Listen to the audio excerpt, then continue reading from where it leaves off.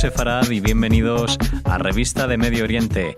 Una semana más estamos con Masa Gabriel desde Boston, Estados Unidos. ¿Cómo estás, Masa? Muy bien, Alejandro. ¿Qué tal todo por ahí? Pues todo muy bien. Aquí en el estudio de Radio Sefarad, esperando por la comunicación contigo para hablar de medios de comunicación, de información y de análisis periodístico.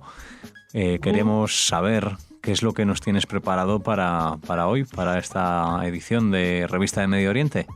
Bueno, habíamos hablado la semana pasada un poquito de cómo con las prisas, cómo se elaboran las noticias. Sí. Y tengo que decirte que el problema no son solo las prisas, es básicamente la voluntad de querer contar una historia las prisas en el sentido que el periodista ya ni se toma el tiempo de pensar en lo que está escribiendo. Entonces, y como hay mucha prisa por contar un tipo de realidad, pues no se toman el tiempo de pasarlo por los filtros, ya simplemente de pensar lo que están escribiendo. Y luego también que sí, que hay veces hay una elaboración de la noticia que va a la velocidad de la luz. Sobre todo hablábamos de cómo Twitter y Facebook y todas las redes sociales habían irrumpido en la manera en la que habitualmente se transmite la información. Y claro, en cierta medida sí. hay errores en ese sentido por las prisas que son, digamos, justificables, pero hay otros que no hay por dónde agarrarlos. Claro, porque digamos que noticias al uso, información que surge por una última hora en las que no apenas da tiempo a elaborar la información, puede ser razonable hasta cierto punto, ya no por la voluntad del periodista, sino por esa limitación de tiempo, ¿no? Pero cuando se habla de otro tipo de periodismo más conciso, elaborado, reportajes, ahí la justificación temporal puede ser, pero no es el principal asunto. Efectivamente. Supongamos que sucede algo de repente, no sé, en Gaza. Entonces se tarda en tener una noticia. No se sabe qué pasó exactamente. En Gaza pasa por unos filtros de Hamás todo lo que sucede ahí, que tampoco es fácil que la información llegue con libertad. Es decir, ahí hay una cuestión y ya tienes 20.000 personas en Twitter que están dando la información, te llega una información, una contrainformación. Hay una confusión de un evento concreto que está sucediendo en el momento que no se sabe si hay víctimas, si no hay víctimas, qué ha pasado exactamente. Hay un tiempo de espera que todos nos podemos tomar a la hora de tuitear, retuitear, leer, comentar. Pero si hablas de cuestiones como, por ejemplo, y traigo un artículo que hemos subido hoy, el maltrato en Gaza, uh-huh. O sea, no ha pasado algo concreto, sino se habla del maltrato en Gaza, pues ahí tienes tiempo para investigar y para hacer tus deberes. Y te digo por qué este artículo, un artículo concreto, uno que publicó el diario El Periódico de Cataluña, publicó un artículo que se llamaba Mujeres que rompen tabús en Gaza. Digo tabús porque por algún motivo El Periódico de Cataluña no dice ni israelíes ni tabúes. Esto es un tema que me choca mucho, pero bueno, Mujeres que rompen tabús en Gaza. Y el subtítulo decía: la población femenina sufre múltiples formas de violencia y discriminación en Palestina, potenciadas por la ocupación israelí. ¿Cuándo fue publicado este artículo? Pues esto fue publicado ahora en febrero. En febrero, creo, si no me equivoco. Febrero o finales de enero. La verdad es que me doy cuenta que no he añadido la fecha en el. Bueno, era por situarlo un poco en la línea temporal. Ahora, no era a raíz de nada en concreto. No es que una mujer había sido maltratada y salió una noticia. No. Era un artículo donde se hacían eco de la lucha de las mujeres. Lo más interesante de todo el artículo es que no sale una sola vez en todo el artículo la palabra jamás. Jamás gobierna la Franja de Gaza, desde 2007. Entonces, todos los problemas son cuestión de los israelíes, que recordemos que se retiraron en 2005, luego Gaza no está ocupada. Quien gestiona la Franja de Gaza es Hamás. un artículo sobre Hamás, sobre la situación de las mujeres en Gaza, perdón, un artículo sobre Gaza, sobre la situación de las mujeres en Gaza, que no menciona la palabra Hamás, pues tiene un problema. Y todo el artículo va por ahí. Entonces, ¿cuál es el problema? Es que si tú escribes esto, imagínate que hay un maltrato en España, imagínate el periodista que escribe, no, lo que pasa es que el hombre mató a la mujer porque estaba sin trabajo y se sentía frustrado. Es impensable eso. O sea, no hay un atenuante, no es una justificación válida.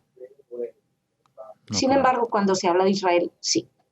Entonces, olvida mencionar en todo el artículo que las leyes de Hamás incluyen segregación en lugares públicos, en colegios, prohibiciones a las mujeres, como por ejemplo, no pueden conducir una motocicleta, ni siquiera ir de acompañante, no pueden fumar, no pueden correr maratón, no puede enseñarle su nombre a conducir. Hasta hace poco no podían ni siquiera cortarle un hombre, el pelo, no sé ahora mismo cómo está. Las mujeres tienen que llevar hijab en entornos gubernamentales. Pero todo esto, la ausencia de esto en el artículo, no es un problema de prisas, porque estamos hablando de un artículo escrito con tiempo. Estamos hablando de un problema ideológico y político. Escribo para demostrar que Israel es malo. Estoy hablando de un tema que no afecta o que no tiene que ver directamente con Israel, no importa. Voy a vincularlo. Y esto ya es un problema, insisto, que no tiene que ver con las prisas ni con las redes sociales, tiene que ver con una voluntad específica de contar una historia y de vincularla para ahí. Y esta contextualización, nos volvemos un poco a, no sé si recuerdas, hablábamos una vez también de los localismos, de recibir la información del propio lugar, ¿no? Pero claro, evidentemente ahí también hay intereses de que se cuenten unas u otras cosas. ¿Cuál podría ser la solución a que sepamos la verdad de la realidad de un lugar? Dirigirnos independientemente allí, informarnos a través de esos blogs de los que hemos hablado también en alguna ocasión, o pues, teniendo en cuenta y eliminando la opción de que los medios tradicionales o periódicos como el que comentamos u otros de los que hemos hablado no cambien su línea editorial y su forma de abordar el tema Israel-Palestina. Lo primero es buscar algo donde veamos que hay dos versiones que se reflejan. Si las dos versiones están reflejadas, por lo menos podemos ver que hay una voluntad por parte de ese medio de hacer un ejercicio de neutralidad o de intentar o de ser prudentes a la hora de traer las noticias. Si el medio solamente habla de una de las partes, pues no hay nada que hacer. ¿Qué hay que hacer? Leer más medios. Leer más periódicos. Por ejemplo, nosotros, una de las cosas que hacemos cuando vemos una noticia, nos vamos a corroborarla, nos vamos a leer medios hebreos, nos vamos a leer medios israelíes en inglés o incluso en hebreo, porque muchas veces hemos hablado de Haaretz, da una noticia diferente en inglés a la que da en hebreo. Luego nos vamos a leer, por ejemplo, Ma'an, que es Palestina oficial. Es decir, vamos a buscar diferentes puntos de vista sobre una misma noticia. ¿Qué ocurre? Que claro, la gente no tiene este tiempo que tenemos nosotros. Entonces es muy difícil. Ahora mismo lo que han conseguido los medios de comunicación es que la gente busque exclusivamente el medio que va a ratificar su punto de vista. De manera que los periódicos son muy hostiles a hacer cambios en sus líneas editoriales porque pueden perder gente. Claro, si yo estoy acostumbrando a decir a todo el mundo que la ocupación de Israel es ilegal según el derecho internacional, pues estás creando un estado anímico anti-israelí constante, aparte de que estás dando una información falsa, pero eso da igual ya a estas alturas. Entonces, si tú le dices al periódico cambie esto porque es falso, ¿qué va? ha creado ya un estado anímico, no va a perder a esos clientes, porque al fin y al cabo estamos hablando de clientela.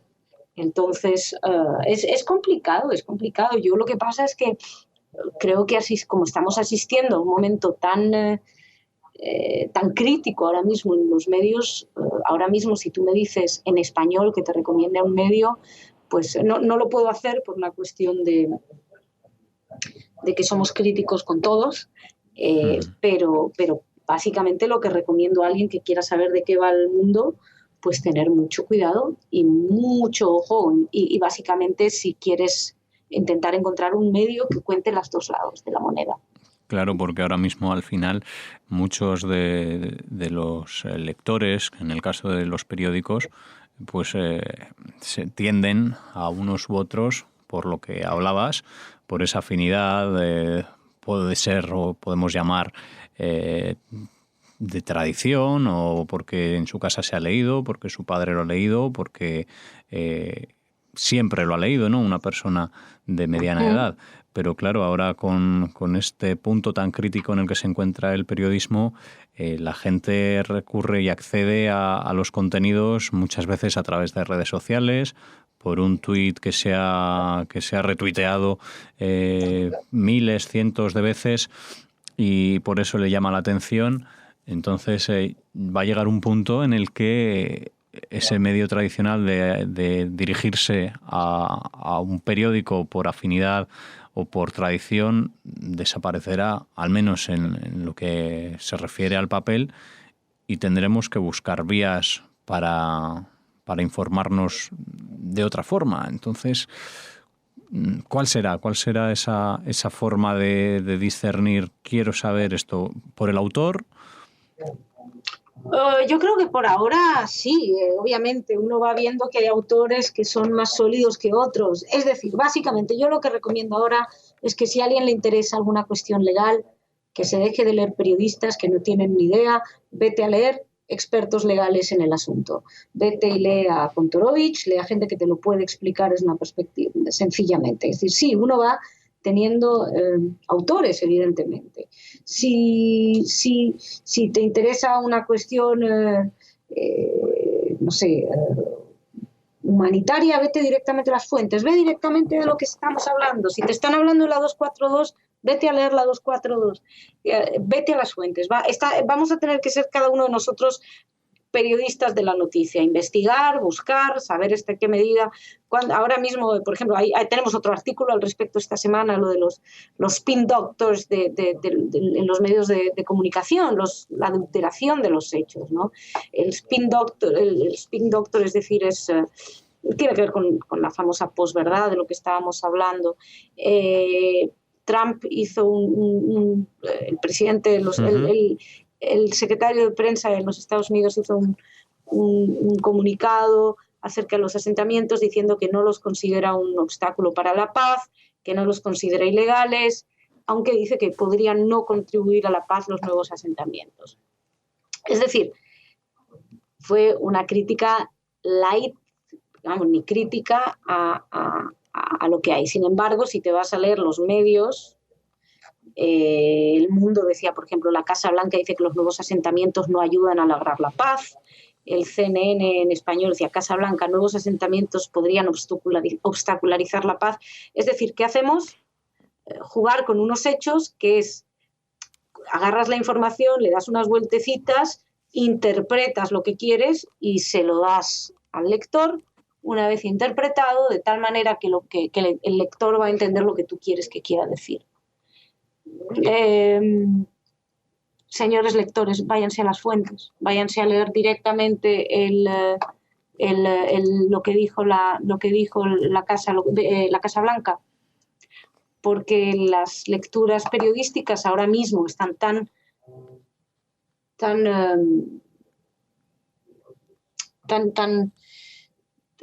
digamos, tan vinculadas a un posicionamiento político o ideológico, que no van a encontrar mucha información real, la verdad. Y es una lástima porque hay medios de gran nivel, pero que se dejan llevar por esta oleada y y puedes tener un medio muy bueno en cuestiones nacionales, pero completamente desastroso a la hora de cubrir el conflicto entre israelíes y palestinos, porque hablan por medias verdades, por algo que han oído, alguien les ha dicho que es ilegal según la ley internacional y lo repiten. Y luego cuando les dices, ¿por qué dices esto? Ni siquiera te lo saben decir, pero es. Bueno. Uh-huh. Bueno, pues como conclusión, Masa, diremos que bebamos de las fuentes directamente. Sí. Y aprendan inglés. Aprendan inglés también, sí, algo interesante, porque al final, evidentemente, no podemos disfrutar en castellano de todos los autores que atañen o que se sumergen en ciertos temas, ¿no?